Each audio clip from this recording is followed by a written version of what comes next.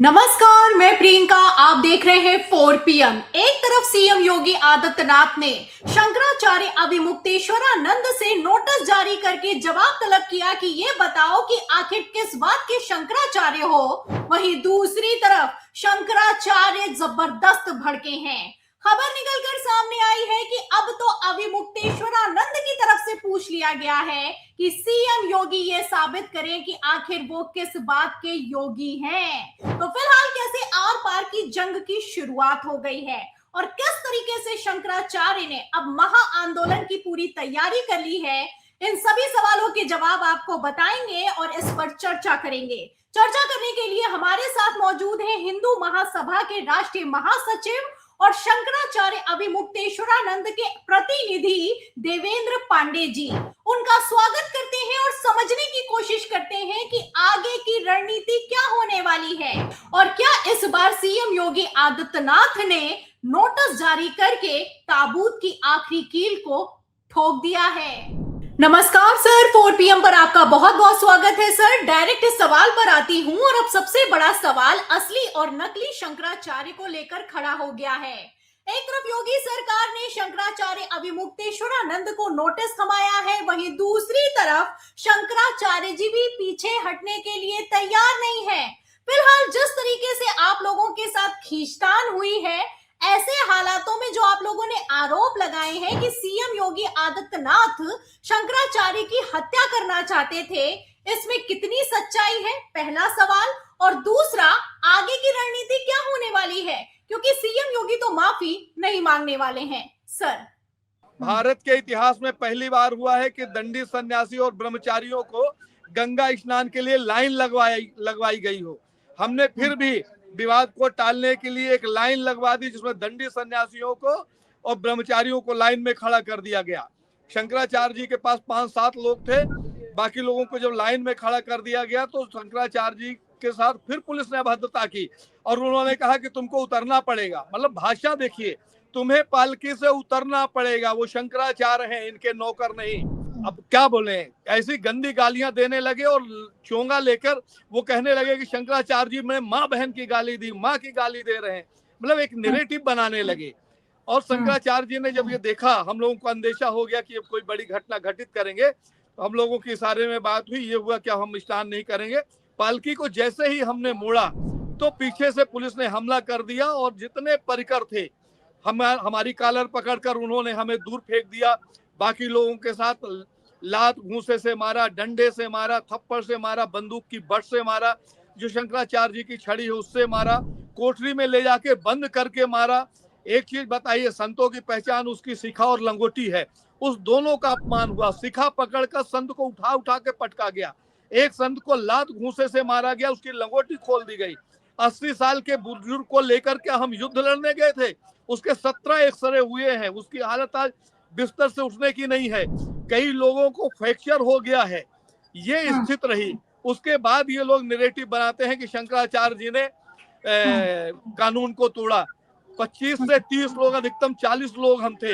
हमारे जितने लोग थे सबके गले में पीला पट्टा था शंकराचार्य जी का।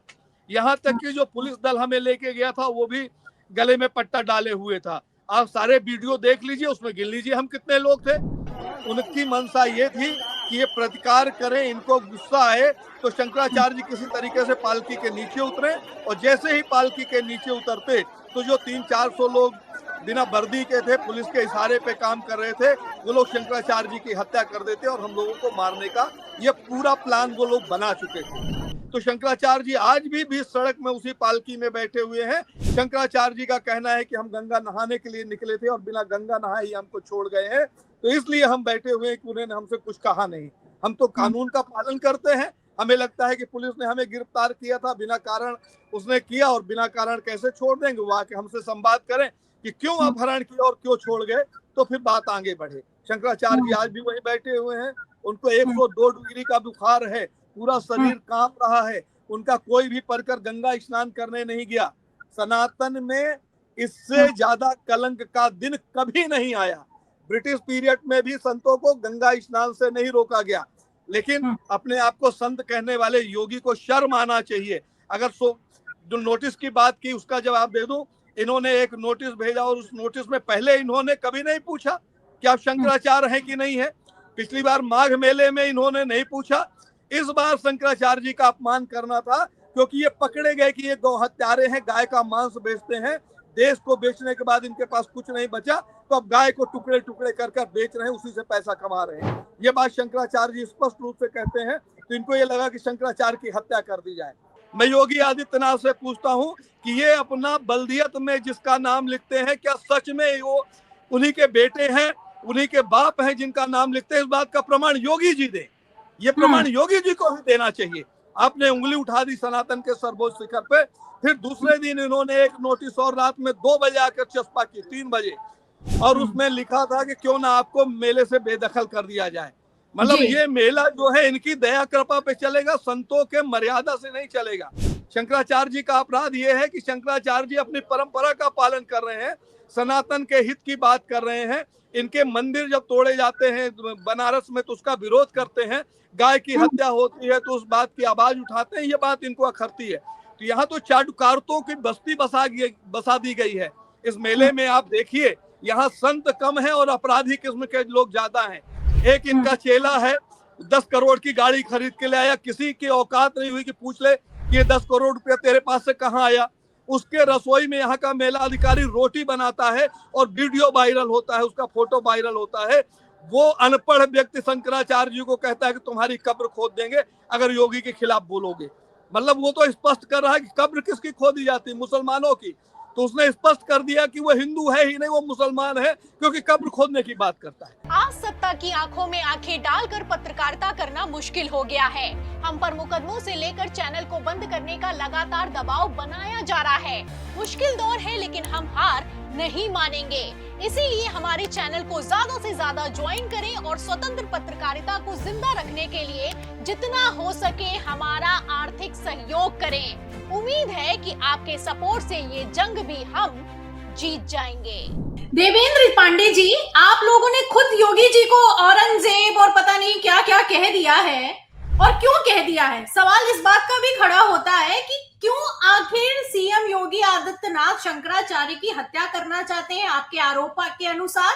और दूसरा, जब सभी स्नान कर रहे थे तो शंकराचार्य के स्नान करने से योगी जी को दिक्कत क्या है, क्या वजह है? भारतीय जनता पार्टी के योगी की फोटो देख लीजिए, गूगल में मिल जाएगी। अधोक्षानंद नाम का एक व्यक्ति जो कभी हनुमानगढ़ी के महंत का चेला हुआ करता था, उसने अपना खड़ा चंदन मिटाकर त्रिपुंड लगा लिया और योगी आदित्यनाथ उसको जाकर माला पहनाते हैं कि यह शंकराचार्य है। और इन शंकराचार्य जी से तुम पूछते हो कि आप शंकराचार्य कैसे हैं? योगी की माँ ने दूध पिलाया है तो बताएं कि जिसके पास वो जाके शंकराचार्य कहते हैं उसको कैसे ये प्रमाणित करते हैं कि वो शंकराचार्य है? तो इन्होंने फर्जी शंकराचार्यों की फौज बनाई पूरे देश में और गुंडे और अपराधियों को भगवा पहनाकर कुंभ को कैप्चर कर लिया। आप आइए कुंभ में देखिए, संतों के यहाँ ताले बंद हैं, संत है नहीं, गुंडे लफंगे और आवारा किस्म के लोग जो है शंकराचार्य के विरोध के लिए उतारे जा रहे हैं। ये हमारे धर्म की परिभाषा है। हत्या क्यों करवाना चाहते हैं, इसके पीछे का कारण है कि शंकराचार्य जी जब गोहत्या करने की बात करते हैं, मंदिरों के विनाश को रोकने की बात करते हैं, तो जब विधर्मियों से इनको करोड़ों अरबों रुपया का चंदा मिलता है तो इनको ये लगता है कि हमारी पोल भी खुल रही है और ये चंदा कहीं बाधित ना हो जाए। राष्ट्र में प्रधानमंत्री बैठे हैं ना, खूब रोया था पिपरमिंट लगा के कि पिंक रिवोल्यूशन होता है। प्रदेशों में भारतीय जनता पार्टी की सरकार है। भोपाल का किस्सा बताता हूँ, वहां मुख्यमंत्री भी भाजपा का है प्रदेश का और केंद्र में भाजपा की सरकार है और नगर पालिका निगम जो है वो भी भारतीय जनता पार्टी का है। वहां का मेयर, उसी के लाइसेंस से 26 टन गौमांस पकड़ा गया जो वहीं के स्लाइटर हाउस में कटा था। 600 गायों को काटकर इतना गौमांस इकट्ठा होता है। इन्होंने तभी कहा था कि वो भैंस का मीट है, लेकिन जब उसको जांच किया गया तो लैब भी इनकी, पुलिस भी पकड़ने वाली इनकी, लाइसेंस भी इनका, सरकार भी इतनी, उसके बाद प्रमाणित हो गया कि ये गौमांस है। तो ये तो गौमांस का व्यापार करने वाले लोग हैं। इन्होंने कहा था ना कि देश नहीं बिकने दूंगा, पूरा देश बेच दिया। अब इन कंगालों ने गाय की हत्या करके गौमांस का व्यापार शुरू किया है। आने वाले दिनों में मुझे लगता है कि ये मानव का मांस की अगर कहीं डिमांड हो जाएगी तो भारत में मानव का मांस भी ये बेचने लगेंगे, क्योंकि वेदों में लिखा हुआ है विप्रधेन सुरसंत इतलीन मनुज अवतार। ईश्वर का अवतरण गौ माता की रक्षा के लिए होता है।